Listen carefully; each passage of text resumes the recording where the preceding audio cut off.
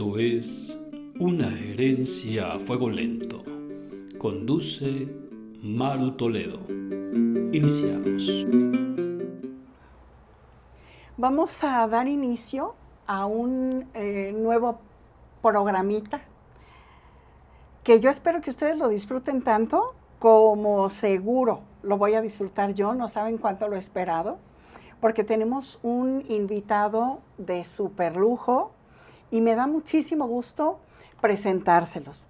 Lo primero, déjenles comento que él pertenece también a la Benemérita Sociedad de Geografía y Estadística del estado de Jalisco. Los dos somos del capítulo Valles. Y eso me encanta. Pero además es una persona, es un investigador bárbaro, un músico extraordinario. Miren, para muestra solo un botón, van a ver. Él es licenciado en filosofía, licenciado en canto gregoriano, nomás para que tengan una idea, con estudios en paleografía, historia del arte y música antigua en Francia, investigador en la música catedralicia, miembro de la Asociación Cultural del Antiguo Hospital Civil, miembro del Departamento de Estudios Históricos de la Arquidiócesis. Recientemente forma parte de la Cátedra Latinoamericana Valentín Gómez Farías. Tiene casi una calle, ya no digamos un espacio, pero bueno, todo el mundo lo quiere muchísimo ahí en Magdalena y no es de gratis. La verdad es que ha dedicado toda su vida pues a la investigación y a estas áreas que les he mencionado. Y además, en el año 2022 recibió el Premio Jalisco, que no se lo otorgan a cualquier persona, por su labor precisamente al frente del colegio y del coro de infantes. Y bueno, es una maravilla. Pero miren, vamos a dar inicio con un tema. Nos vamos a enfocar, pero él nos va a hacer el favor de deshebrarnos alguna, bueno, cuando menos una crónica, una relación que a veces nosotros escuchamos y decimos, ¿de dónde sacan la información de lo que se comió en tiempos prehispánicos o ya durante la época de la colonia? Entonces, para entender esto, yo le voy a pedir primero al maestro Aurelio si nos puede explicar un punto vital, que son las fuentes, o sea, de dónde viene la información que estamos obteniendo. Vamos a hablar, entre otras cosas, de la ritualidad, de repente, de algunos alimentos. Y muy importante, van a ver cuando lleguemos al simbolismo de los 5 pellejos de venado y todo lo que está a su alrededor. Vamos, aunque sea muy breve, a dar una pasadita sobre el día que los naturales se comieron a una persona, no me voy a adelantar, y se la comieron asada y todo lo que esto implica. Entonces, de verdad, va a estar súper interesante. Acompáñenos, maestro. ¿Lista? Gracias, Maru. Las fuentes del conocimiento son importantes. La historia que conocemos nosotros casi siempre está centrada en el centro de México, en la cultura náhuatl, hablando de las cuestiones prehispánicas. Sin embargo, el occidente también tiene sus fuentes de donde se pueden obtener información, ¿no? Eso le decía yo a Maru, que es importante saberlo porque vamos desentrañando un poquito lo que se dice en Horizonte. Sobre el occidente. ¿A qué fuentes me refiero? Miren, los cronistas de Occidente, que no solamente es el padre Tello, que es el gran franciscano que nos hizo favor de la crónica del Occidente, de narrarnos todo lo que es Jalisco, Colima, sino también los que nos hablan de Michoacán, los que nos hablan también de más al norte. Esos hay que tomarlos en cuenta porque, aunque sea en este detalle de la gastronomía, es muy importante porque la comida. La comida genera la cultura y la cultura genera la comida, creo yo. Entonces, esas relaciones que existen desde el siglo XVI o el siglo XVII, es importante tomarlas. Hay otros documentos muy curiosos que también uno tiene que tomar en cuenta. Por ejemplo, la relación que me ocupa, una relación de algo que aconteció entre 1541 y 1542. Fue escrita un poquito después, de esa vamos a hablar, es la relación del cacique don Francisco de Sandoval Alcacitli, escrita por uno de sus secretarios, don Gabriel de Castañeda. Ellos venían de la región de Chalco, venían con el virrey, sus tropas aquí, a ayudarle con los empeñolados en la guerra del Mixtón. De eso se trata este tema, esta relación. Hay otros documentos que hablan, por ejemplo, la Inquisición. En la Inquisición, por ejemplo, yo he encontrado datos sin buscar esto propiamente, sino que van saliendo. Que van saliendo, por ejemplo, las leyes de las matanzas, ¿no? De matanza de cerdos. Las cédulas inclusive que hay donde dice cuántos animales se tienen que matar y de dónde, de qué estancias ganaderas.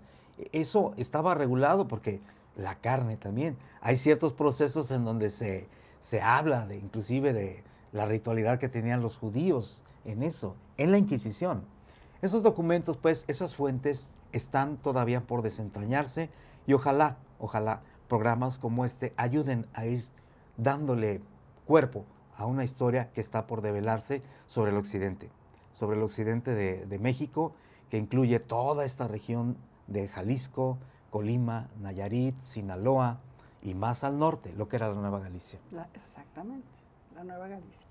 Entonces, con esto, teniendo bien fundado, hay que saber, creo yo, y hay que buscar una metodología para entender lo que se dice, evaluar a quién lo dice, y a lo mejor no podemos verificar si es cierto, pero sí es importante saber que los datos nos brindan el qué se comía, exactamente, el cuándo se comía y bajo qué circunstancias.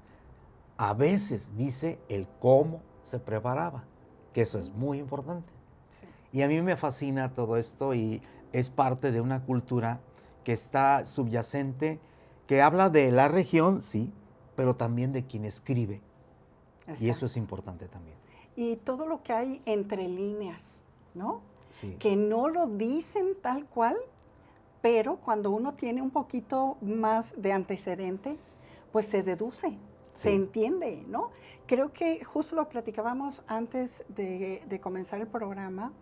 Es muy interesante preguntarnos qué había en la mente o en el sentimiento o en su entorno de la persona que escribe para seleccionar y elegir qué sí escribo y qué no escribo. Cierto. ¿No? Cierto. Y aquí también hay una cosa muy interesante, muy interesante, ¿no? Ciertos documentos como el que vamos a hablar fueron escritos tiempo después, no solamente por el secretario que iba anotando día a día, sino que fueron consultados con otras personas. Por ejemplo, esta relación, ¿no?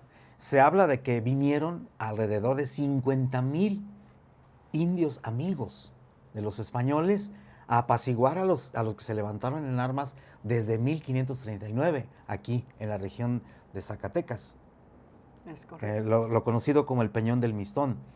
Y vinieron, imagínense, la comida de 50,000 personas, más el virrey y su séquito y sus tropas, que por cierto Sí, tengo los nombres por lo menos de 50 soldados que acompañaron al virrey. ¿Y de dónde venían?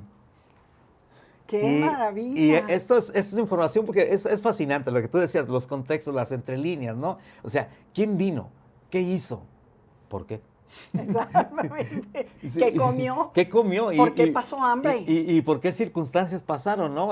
¿Y quién llevó cosas? ¿Quién colaboró? Etcétera, etcétera. Eso, aparte de lo anecdótico, hay que tomar en serio la historia, porque el que hizo las relaciones, los que escribieron, Claro. trataron de entender a los europeos, escribir para ellos, Es correcto. para ellos, para los europeos, escribir para su propia gente, lo cual es muy importante. Y aquí sí hay cuestión de interdisciplinaridad, porque los que escribieron la relación también tomaron en cuenta los códices. Sí. Los códices. Sí, sí, es no esta solamente integración. es interdisciplinaridad en la escritura, en la tradición, en la narración. Y bueno, yo creo que empezamos Vamos comenzando. Vamos comenzando. Miren, A ver. el virrey tuvo noticias del alzamiento gracias a lo que, como comentaba Maru, en la Nueva Galicia, la cuestión de los encomenderos, los españoles que tenían a cargo indígenas, pues eran crueles. Tributo, trabajo, excesos, ¿no? Excesos. Y claro, la gente que se empezó a levantar en armas, gente de guerra, pues lo hicieron con la intención de desalojar a los españoles, ¿no? Esa sublevación que comenzó varios en diversas partes de la Nueva Galicia, el territorio de la Nueva Galicia, Tenamastli, en una parte, el señor de Jalpa, por ejemplo, acá en Magdalena, otros Guajícar, caciques. Hablabas tú de que se comieron a uno, voy a decir el nombre porque lo dice el padre Tello, ¿no? Arce, un encomendero. Tan injusto que era que pues, él aperreaba a la gente con sus lebreles. Arce, el de los lebreles. Y pues los indios, en coraje, por allá por la región de Sinaloa, Nayarit, donde tenía su encomienda, pues lo asaron y se lo comieron. Sí, literal. Y claro, esto es escandaloso, pero era un grado de sublevación por las injusticias que veían, ¿no? Sí, sí. Pero no, fue sin cundiendo. razón. Hay una relación, la relación de Ameca, habla, por ejemplo, de cómo hacían cómo se convocaban para sublevarse, ¿no? Ellos dicen que tenían un mensajero llamado Tlanti.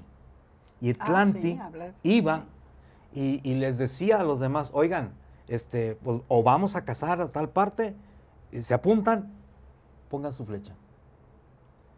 Y es decir, juntaba a las tribus o a los comarcanos donde quería o a declarar la guerra y les decía, esto se manda, esto se hace, ¿qué hubo? Y se unían con un pacto, cada quien con una flecha, una punta de flecha. Si eran 3 pueblos, 3 puntas de flecha. Las envolvían en pellejo y ese era un ritual que tenían. Ese ritual tiene un arraigo más antiguo todavía, lo explico luego. Entonces comenzaron a sublevarse y las noticias obviamente le llegaron al virrey y le dijeron, es que se están alzando los pueblos. El virrey ya decide primero mandar al Tonatiuh, a Pedro de Alvarado, que andaba por acá, en la Mar del Sur, en el Valle de Banderas, andaba por acá y le dijo, oye, pues échale la mano. Fueron, le pidieron ayuda a los habitantes de la Guadalajara antigua, de Tlacotán, le pidieron ayuda a Pedro de Alvarado. Él se vino con un contingente y dijo, voy a poner en paz a esos gatitos. Y quiso subir el Cerro del Mistón. Y semejante cerro. Y pues el caballo de su escribano, Montoya, le cayó. Y ahí vino la muerte de él. Todavía no venía el virrey. Después de este acontecimiento que fue en junio de 1541, ya el virrey hizo una convocación de vasallos, hizo el alarde, es decir, apuntando bajo la chirimía y el tambor, apuntando quiénes van, que llevan caballos, armas, flechas, ganado, y se vino con un contingente convocando a todas las provincias que había de indígenas, indios aliados. Entre estos se apunta don Francisco, que ya había colaborado en la conquista con Hernán Cortés. Y se vienen otros pueblos también cercanos a la capital de México, entre ellos los de Mexicalcingo, que fueron los que se quedaron aquí en Guadalajara. Se vinieron los del Valle de Chalco, los de Amecamecan, también de la provincia de Chalco. Se vinieron de todas las provincias, inclusive los otomíes, vinieron de Michoacán. Total, dicen, algunos niegan que hayan sido 50,000, pero 30,000. Vinieron.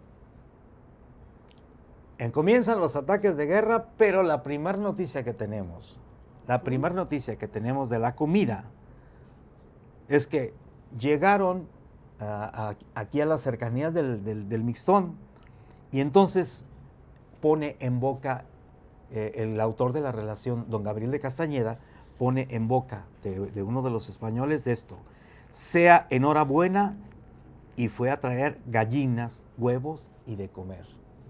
Le decía yo a Maru, bueno, el virrey traía para alimentar al contingente, de hecho duraron meses, salieron en septiembre, llegaron en diciembre, venían a paso de oveja. Sí, porque traían. Porque traían su comida. Sí. Y traían también para proveer a los estancieros de ganado. Traían vacas y traían ovejas. Venían ese paso, se tardaron eso.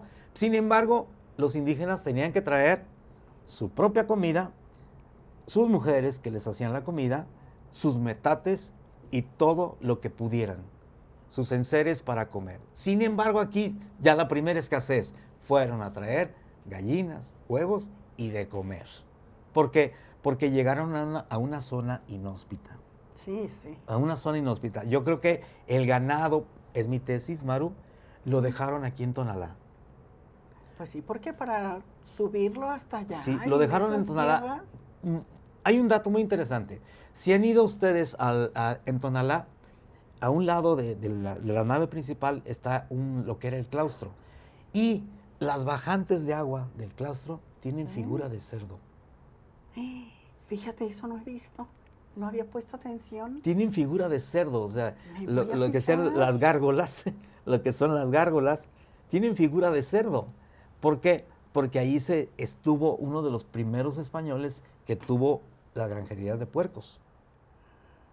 De ahí.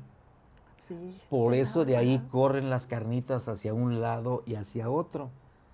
Ahí corren hacia la laja. Y bueno, cosas de eso, ¿no? Pienso yo. ¿Por qué? Porque fueron a traer gallinas, huevos y maíz. Para comer, ¿quiénes? Por lo menos los de Chalco. La segunda cita dice: a donde estaba don Francisco, el cacique que vino de Chalco, le respondió que era ido a Nochtlán y luego le dijo que fuesen por maíz. Maíz, la cultura del maíz, ¿no? Sí. Que obviamente había sembradíos, había todo eso y bueno, pues ellos decían vamos por maíz. También había lugares donde guardar la semilla, donde guardar. Es una costumbre que tenían los pueblos sedentarios. En Nochistlán sí había agricultura, ¿no? Aunque está lleno de cerros, pero sí había agricultura, como puede verse aquí. Otra de las cosas que dice que es, llegando a Nochistlán, empezando los combates, y dice, y allí padeció mucho el Señor porque no tuvo que cenar, sino fue maíz tostado. ¿Qué dices, Maru? No, bueno, pues es que además, fíjate, el maíz, una vez que está tostado, no le van a batallar tanto ni en su... Vaya, lo pueden moler. Una vez molido, tiene múltiples usos. Justamente en un programa anterior estábamos hablando de unos patos, que era lo que había. Inclusive compartí la receta, en donde se preparan precisamente con este maíz, pero ya molido. Entonces, teniendo maíz, ellos ya estaban del otro lado, sea tostado, no tostado, remojado.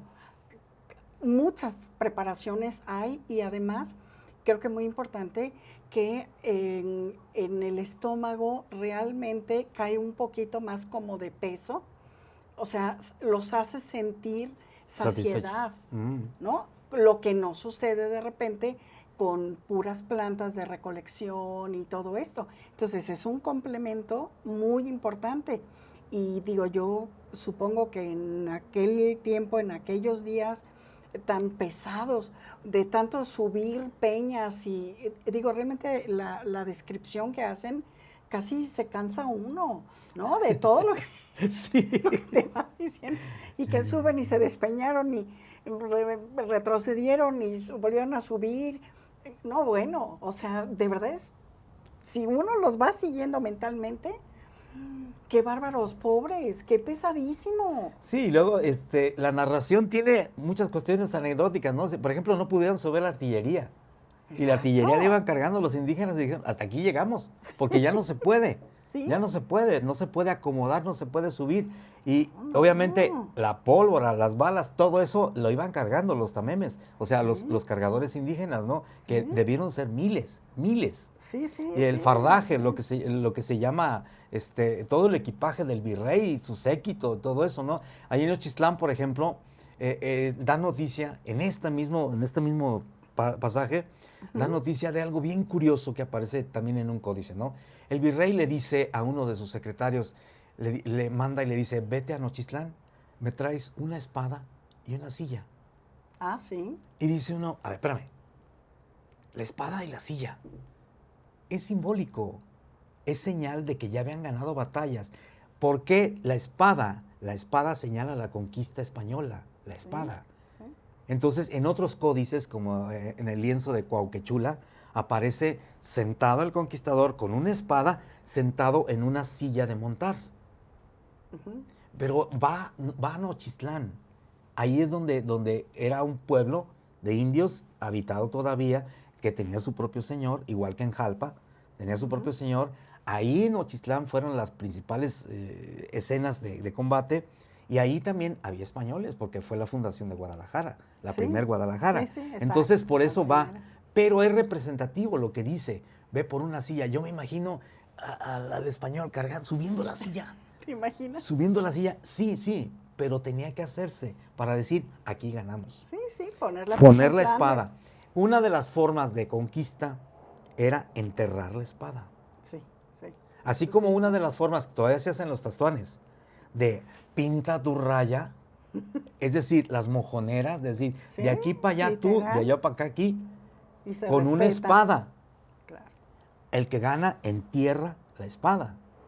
Y otra cosa que vamos a ver aquí en estos lugares, una costumbre que tenían ellos, que no solamente la trajeron de los españoles, ya era prehispánica, arrancar los magueyes y los mezquites. Sí, qué increíble eso. Y el simbolismo.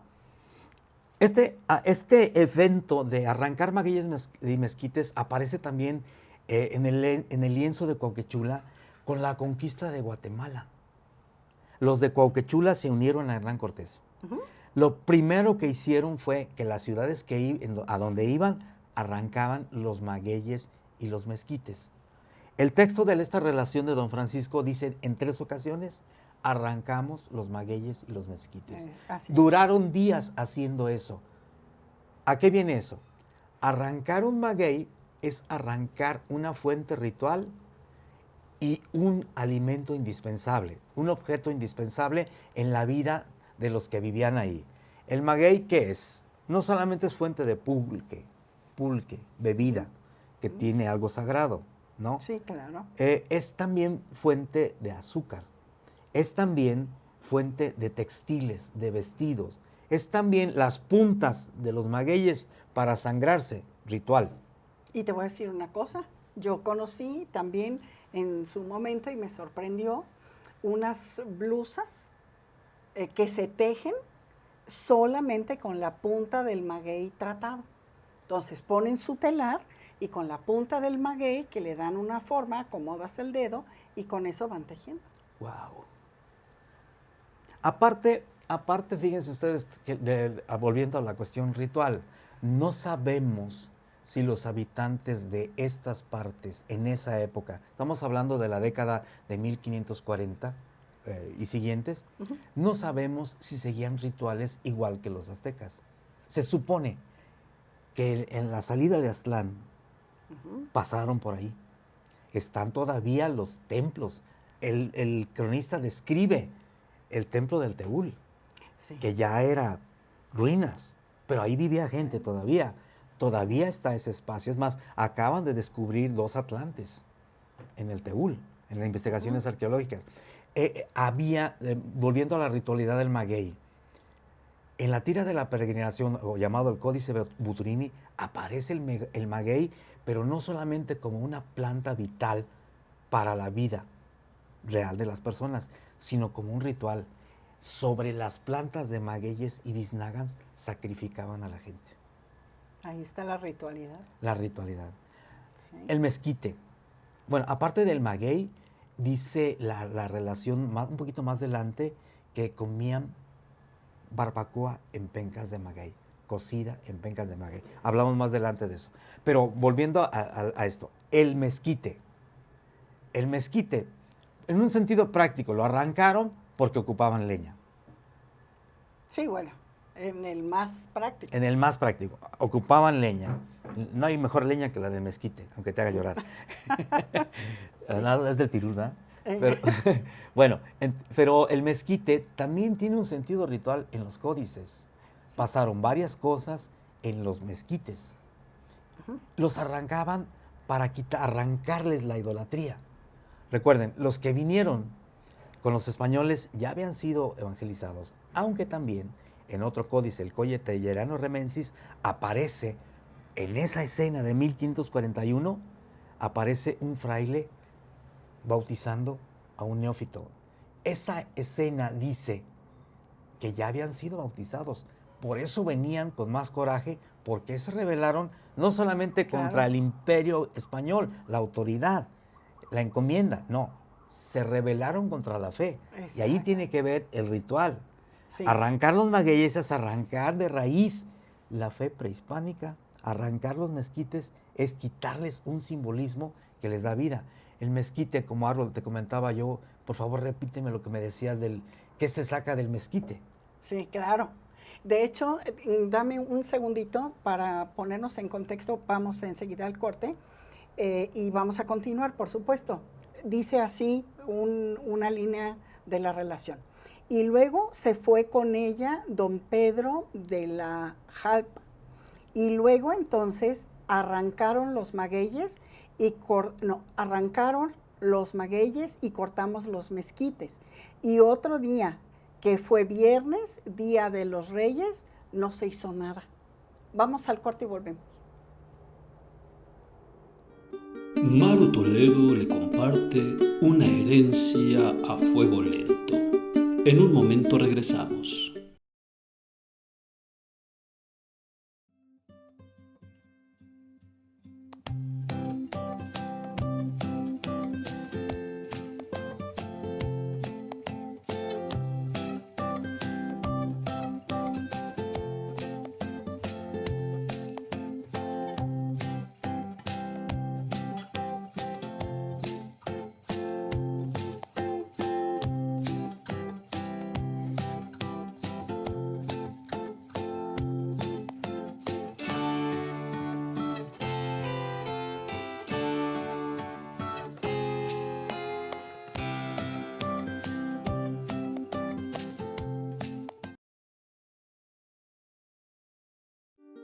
Maru Toledo le comparte una herencia a fuego lento.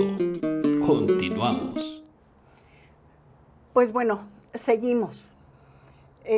Vamos a cerrar, si te parece, lo que veníamos platicando de el maguey y... no es verdad, perdón.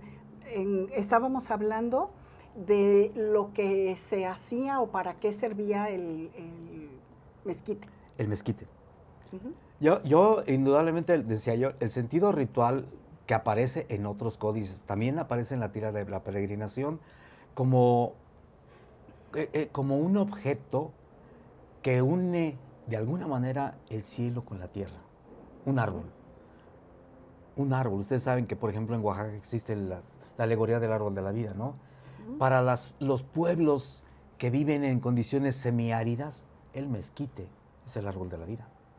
Sí. No solamente por la sombra, sino por la madera, por el producto que es la vaina del mezquite, del cual yo te comentaba, yo solamente lo he comido, pero pues se le pueden sacar muchísimos productos, ¿verdad? Sí, de hecho, les puedo yo compartir que en alguna ocasión con una persona ahí en Teuchitlán me tocó que, bueno, primero se hizo el atole de mezquite, pero posteriormente, con todo el bagazo o gabazo que quedó, yo vi a esta señora que se arrodilló enfrente del metate y sobre él puso unos chiles tostados, poco de sal, y esto lo molió. Y luego encima puso estas fibras y volvió a moler varias veces.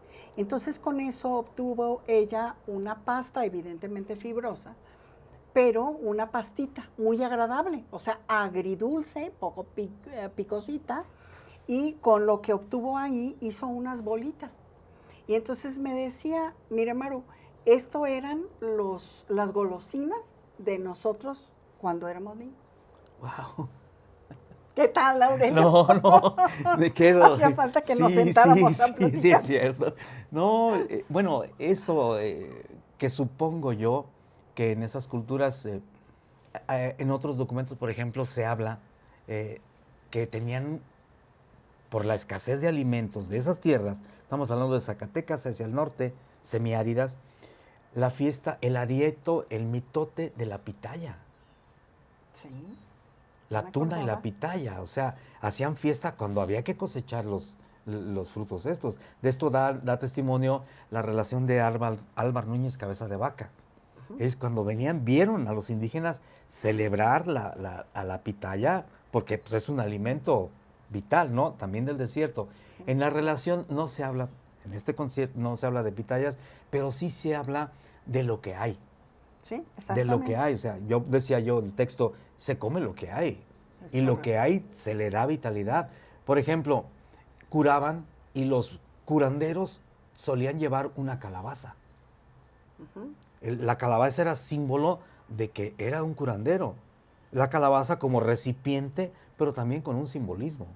Exacto. Donde se guarda la medicina. La calabaza que pues se da cuando hay, ¿no? En lugares donde hay agua. Creo yo, esto es lo que hay. Entonces, cerrando esto, es importante mencionar que el arrancar magueyes y mezquites es una costumbre que sí trajeron los españoles acendrada con poner una espada o con arrancarlos con espada. Luego, una costumbre también mesoamericana, anterior a la llegada de los españoles, era, el mismo Álvar Núñez Cabeza de Vaca dice que cuando arrancaban las cosas no lo hacían por robar, lo hacían por venganza. No, pues está Por peor. terminar una guerra. O por dejarlos sin comer, pues también. ¿sí? Pues sí. Cuando menos unos días le iban a batallar. Entonces, en esta relación, Sí. claro, se mezclan costumbres prehispánicas con costumbres que trajeron los españoles, y una de ellas tiene que ver con estos dos productos muy importantes. Avanzando un poquito, centrándome en un texto que a mí, por esto, inicié yo la investigación sobre la relación de cacique don Francisco, es el siguiente, y lo leo tal cual. Y el domingo, que fue día de la Natividad de nuestro Señor Jesucristo, 1541, se puso la gente en un prado, y en el puesto donde se pusieron, se nombra Pizzasco, y fue la causa de ponerse en un prado o sábana, porque se quemaron todas sus casas. Y Maldonado, Francisco Maldonado. Maldonado luego le dieron pescado, codornices y comida para las cabalgaduras. Y el día de la Natividad, de la fiesta de la Natividad de nuestro Señor Jesucristo, tuvieron su danza los de Amequemecan. Y al tercer día de Pascua, que fue martes, día de San Juan, danzó el Señor don Francisco y se cantó en él canto chichimeca. Hubo flores, pebetes, comida y bebida de cacao que dio a los señores, y todas las naciones de diversas provincias danzaron puestas sus armas, sus rodelas y macanas, todos bailaron sin que de ninguna parte quedase por bailar.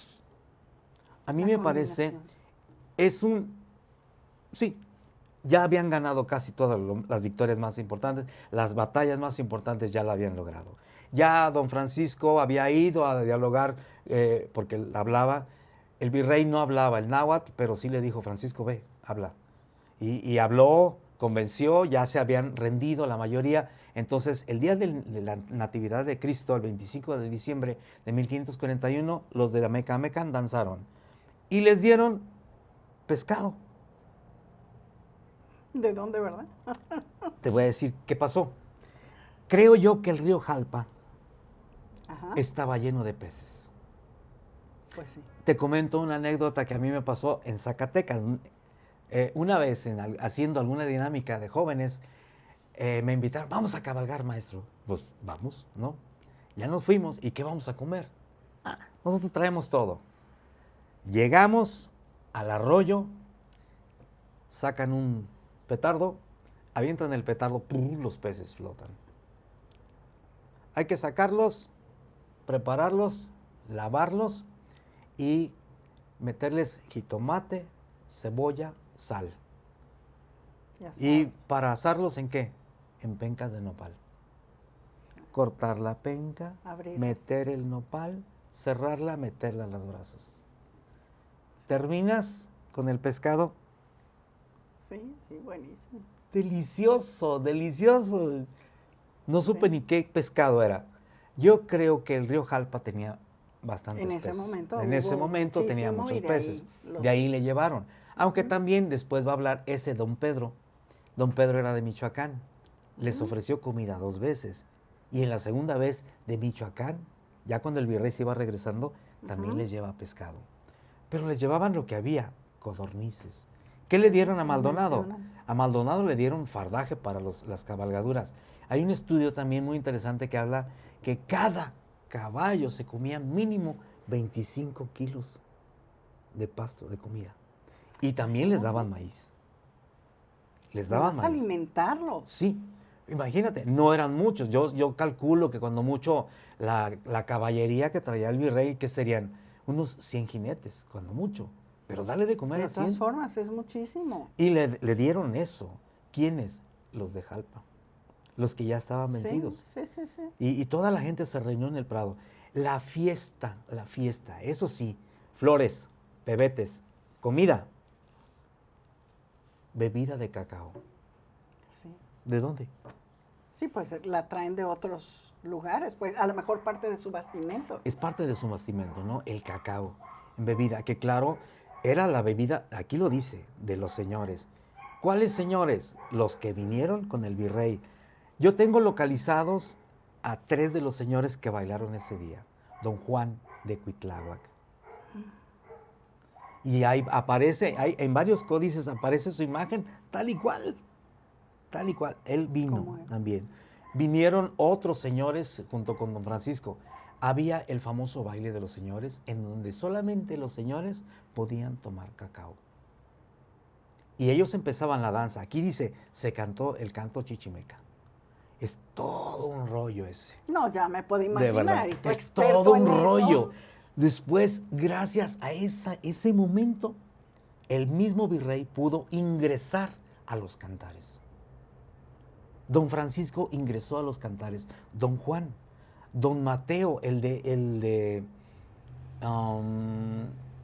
México, también lo meten en los cantares. En los cantares es un libro que después un tapatío encontró en la Biblioteca Nacional, escrito en náhuatl, donde están las poesías que se conservaron en 1585.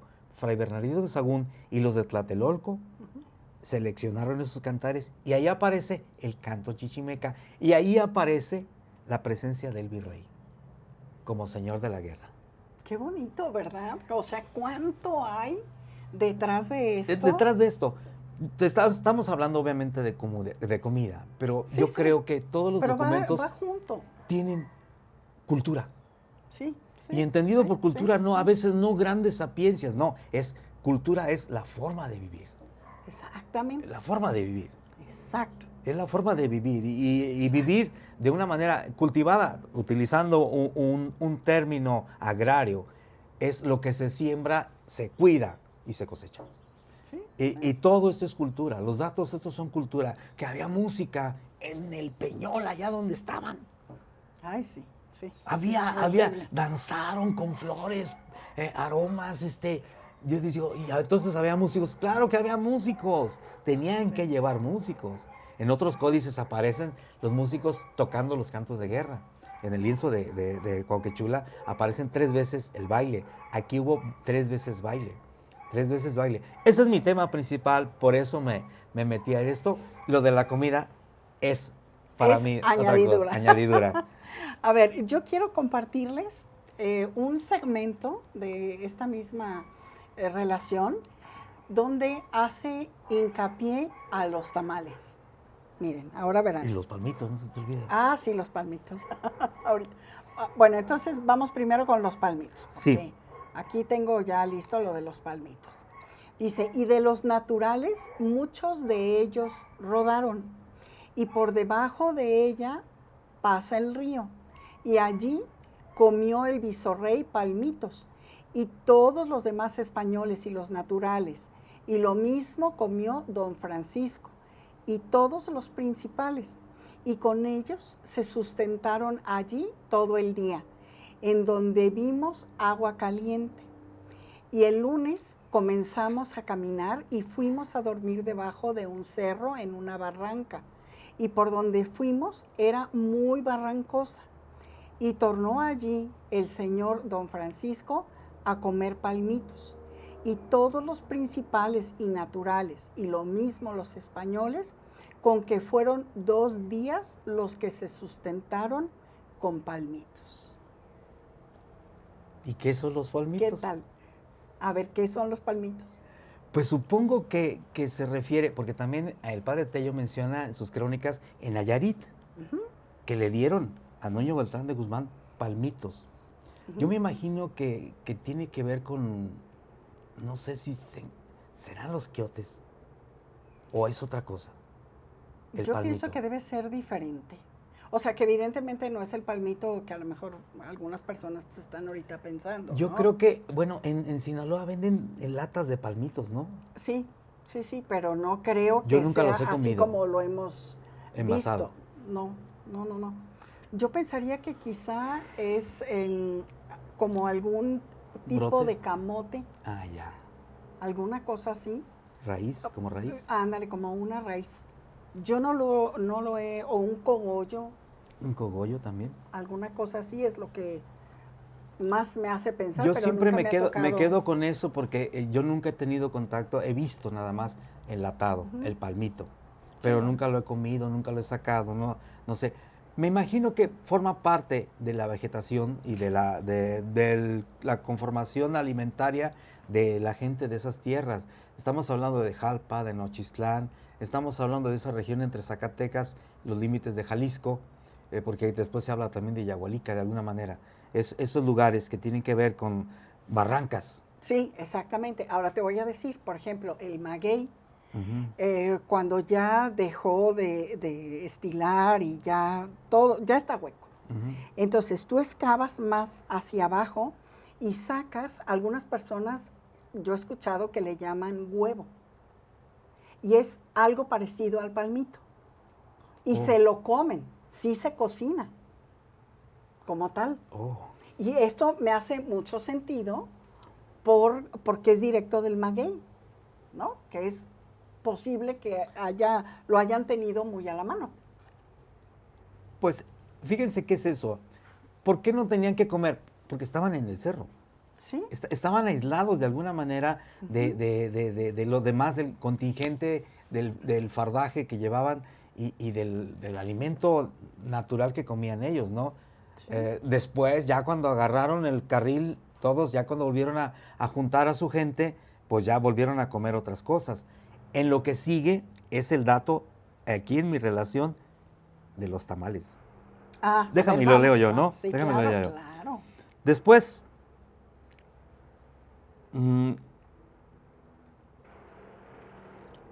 dice que fueron a llevar al señor, el señor de Tepanca, un lugar por ahí que había, ya no existe, a la presencia del visorrey, y fueron a traerlo los españoles en la sierra, y trajo el señor de Tepanca una canasta de tamales y peces que dio al visorrey. Sí. Y es la única vez en que se mencionan los tamales. Sí, en realidad. Pero sí, porque había un lugar cercano de donde pudo ir a tomarlos y traerlos. Porque no da la sensación así como que se pusieron ahí a prepararlos, ni... En pues, 5 ¿no? ocasiones pasó eso, les llevaron en cesta comida, porque no tenían otra cosa. Ujú. Tal vez era para regalar, o sea, para quedar bien, Ajá. pero también era para sustentar de alguna forma, porque no había otra cosa. De lo de la tierra, te doy lo que hay. Sí, Tamales, exacto. pescado. Sí, peces. exactamente. Vuelvo a decirlo. Y luego sigue esta relación, aparte de los tamales, el domingo pasó ganado ovejuno y vacuno. Y no se habla de comer eso. Eso no. No se habla. Bueno, es que también subirlos hasta por allá. Sí, no se habla, claro, enflacan mucho los animales. Aunque Sí, tengan mucho que comer, imagínate. enflacan mucho. Y además No, es les que- afecta mucho la temperatura, el frío, ¿no? Se corta la leche de las vacas, no, entonces, no. etcétera, ¿no? Esa es la única mención que se hace del ganado, pero no se lo comieron. El jueves después, aquí en Tezistán, cerca de aquí de Guadalajara, estuvimos ahí todo el viernes y allí dio el Señor chile y sal a los de Chalco. Nos dieron un petate y 2 panes de sal. Sí, que seguramente el pan de sal pudo haber sido un tipo de tamal. Un tipo de tamal. Yo pensaría que es un tipo de tamal. Panes de sal. Que también, o sea, aquí no estemos ¿No es como imaginando virote que- sal? No, ¿verdad? no estemos pensando que necesariamente tenían que ser un tamal así esponjosito, lo que hoy conocemos, Sí. ¿no? O sea, simplemente en una hoja de maíz pueden poner los pescados, atarlos, a lo mejor un poco de chile, de sal, hacer este atado y directamente en las brasas, ¿no? Y bueno, hace la función de un tamal, Un tamal. por la forma que tiene. No necesariamente tiene que ser el esponjoso. Se come lo que hay. Después ya habían ganado todas las victorias, el virrey ya venía de regreso, ¿sí? Aquí fue donde dejó a los de Mexicalcingo para Sí. que fundaran el barrio. Ahí se quisieron quedar ellos también. Ya se le estaba yendo la gente al virrey. Los tlaxcaltecas dijeron, ya nos vamos. Y se fueron. Después dice, salimos el domingo y fuimos a dormir a Tequila, cerca de las casas que pasábamos. Y pasamos mucha sed, que fue necesario cavar el agua. Y aquí se acabó el maíz que comía el Señor.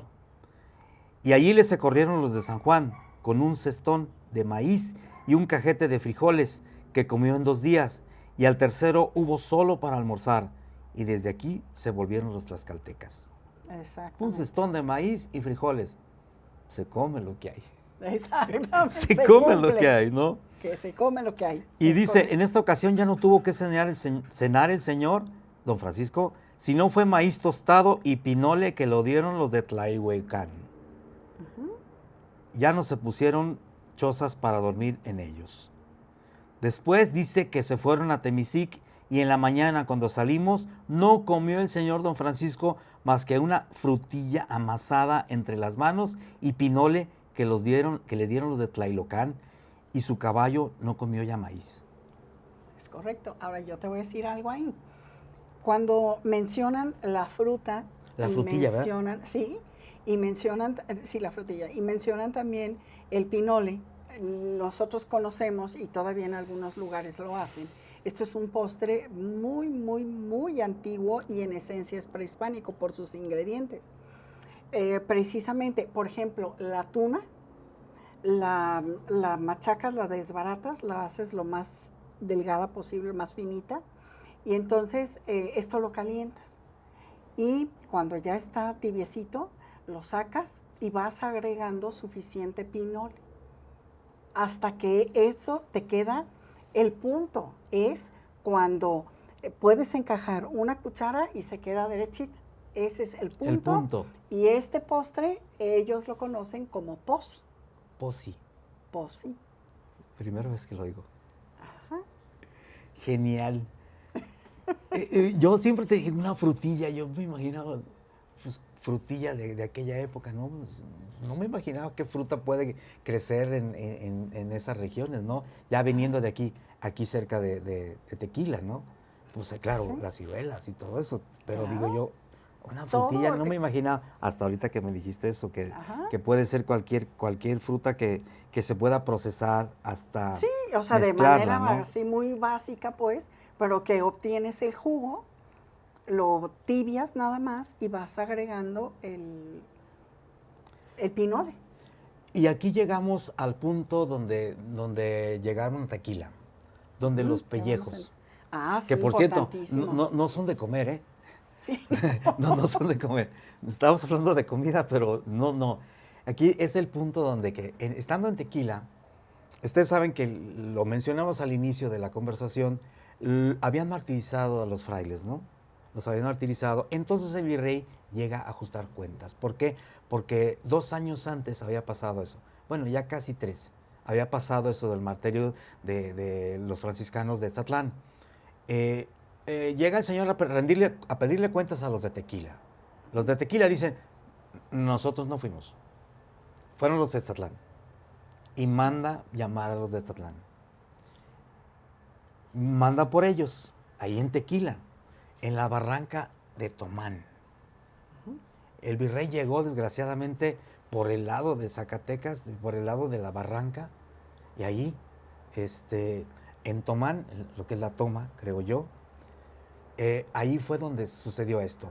Los zacatecas llegan y le dicen, ¿sabe qué? Aquí traemos al engañador. Así utiliza la palabra. Sí. Yo he buscado, no encuentro una palabra náhuatl para decir engañador. Engañador. Es una traducción de decir, aquí traemos al demonio. El demonio, 5 puntas de flecha envueltas en un pellejo de venado. Que para ellos era la señal de la alianza, la señal de rendición. Aquí están los pueblos que se rinden. Los 5 que se unieron de aquí, incluyendo al de Magdalena, Oaxícar, incluyendo a los de acá de esta región, los de Tequila, aquí traemos al engañador. ¿Por qué el engañador? Porque de alguna manera, y todavía es una costumbre que tienen los coras, los huicholes, los hombres flecha. Sí. En la antropología de ellos, el alma de las personas importantes se queda en una flecha. Sí. Y tienen todavía, en algunos lugares, tienen escondidos puntas de flecha que son el alma de las personas principales que ha habido para ahí. Puntas de flecha que también significan el sol, Quetzalcóatl. Acá el engañador tiene un nombre, se llama Tecoroli. Era el demonio que instigó a que se rebelaran los que ya habían sido bautizados. Tiene un sentido religioso todo eso.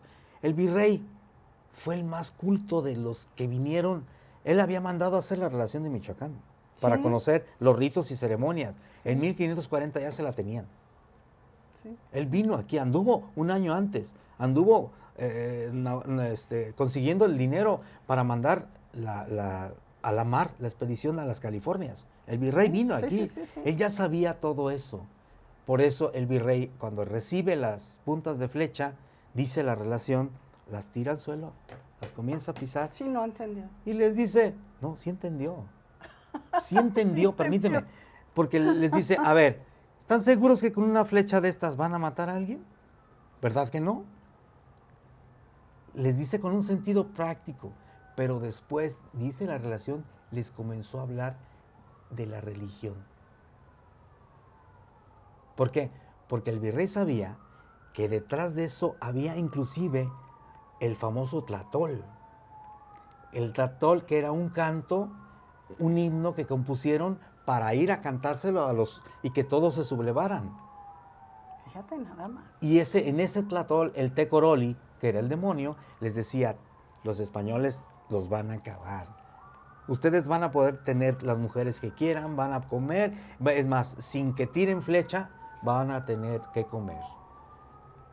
El Tecoroli es el demonio, es el engañador. Las puntas de flecha son el Tecoroli, pero en realidad es el pacto. Los indígenas dijeron, ya, se rindieron, ya, tú ganaste. Y el virrey les dice, sí, pero no les habló de la religión cristiana. Sí, ya visto así, pues no. Porque lo que significaba ese hato de flechas es algo muy añejado todavía. La Nueva Galicia no estuvo en paz. No estuvo en paz. Sí, no. Después dice aquí, para terminar con lo de la comida, que se fue a Nayarit. Y en Nayarit tratado de apaciguar todavía a los rebeldes, y ahí sí se habla también de comida, así, ahí es donde la culebra, ¿te acuerdas? La culebra, ahí les dieron chile, tomates, árboles de aguacates y guajes. Ahí, cuando iban pasando en Nayarit. Después Se comió el virrey, el señor, una tortilla abiscochada con la mano y bebió una poca de agua. Más adelante, en Aguacatlán, en donde están los volcanes, el agua caliente salió. Maldonado se le ocurrió meter tocino Sí. al agua menciona. caliente. Sí. Y no, pues ya, al fin comieron lo de ellos, ¿no? Sí, pero lo curioso es que dice que lo metió el agua caliente, ¿no? Pero te voy a decir, según yo, es que no lo encuentro aquí, pero hace la mención de que dice tocino y que lo metió en agua caliente. Pero yo encuentro que siempre que se menciona tocino, ellos en realidad están hablando del cerdo. De carne de puerco. Carne de cerdo. Sí. Exactamente. No propiamente del tocino que nos podemos imaginar, pero sí toman del animal y bueno, al fin comen lo que ellos estaban acostumbrados, hasta vino. Hasta vino, una roba de vino. Una roba de vino, claro que sí. Pero que ya iban de regreso. Sí, pero ya habían ganado. Sí. ¿Qué crees? Que el tiempo se nos acabó. Ay, Dios. No, Aurelio, tenemos que hacer varios, porque hay muchísimo que compartir, que comentar, que aprender, y pues qué mejor de los expertos. Pues yo no tanto experto en esto, pero sí curioso. Y la curiosidad mata al gato. A mí me da un gusto hablar con ustedes, Maru, platicar contigo y resumir esto, que los documentos hace falta leerlos de diversa manera. Hace falta conocer nuestro pasado y saber que formó parte de la historia y sigue formando parte de lo que comemos. Exactamente. Pues muchísimas gracias Gracias a ti, Aurelio. Maru. Y bueno, nos vemos en la siguiente.